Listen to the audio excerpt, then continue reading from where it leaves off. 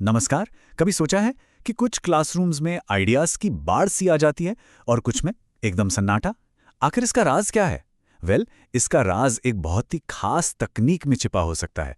और आज हम उसी तकनीक ब्रेनस्टॉर्मिंग, या जिसे हिंदी में मानसिक उद्वेलन विधि कहते हैं, उसे समझने वाले हैं। ये वो तकनीक है जो सीखने सिखाने के पूरे तरीके को ही बदल सकती है।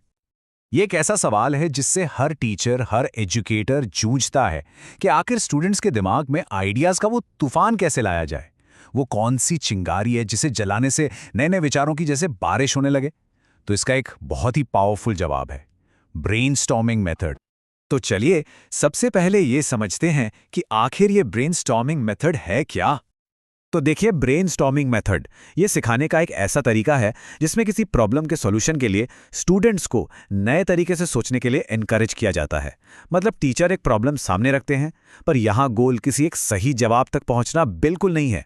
असल गोल तो है ढेरों अलग अलग आइडियाज को इकट्ठा करना, पर चाहे वो आइडियाज कितने भी अजीब या अलग क्यों ना लगें। तो इसका असली मकसद क्या है? दिमाग को शांत बैठाना नहीं, बल्कि उसे उकसाना, उसे चैलेंज करना।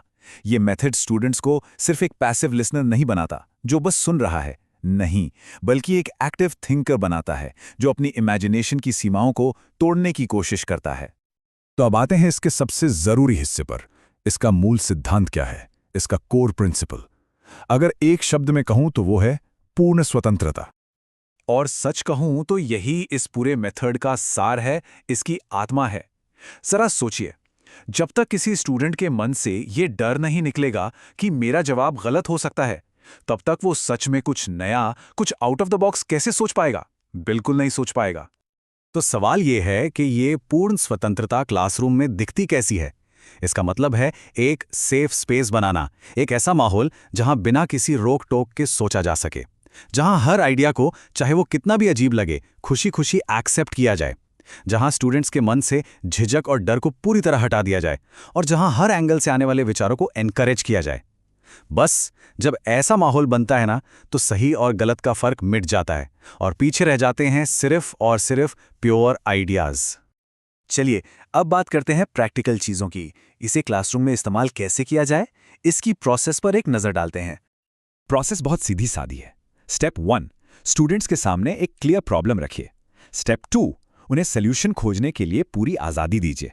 स्टेप 3, और ये सबसे ज़रूरी है, हर एक आइडिया को बिना जज किए एक्सेप्ट कीजिए और कहीं लिख लीजिए। याद रखिए, इस स्टेज पर कोई भी आइडिया छोटा या बेकार नहीं होता। और फिर आता है स्टेप 4। जब सारे आइडियाज आ जाएं, तो सब मिलकर उन पर बात करें, उन्हें इवैल्यूएट करें और सबसे बेस्ट सोल्यूशन को चुनें। अच्छा, तो इस पूरे मेथड का, इसका अंतिम लक्ष्य क्या है? क्या सिर्फ प्रॉब्लम सॉल्व करना? नहीं, ये उससे कहीं बढ़कर है।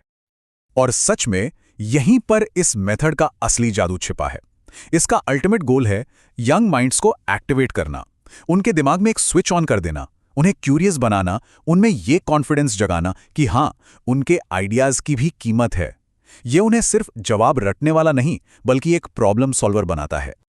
तो फर्क देखिए कितना बड़ा है।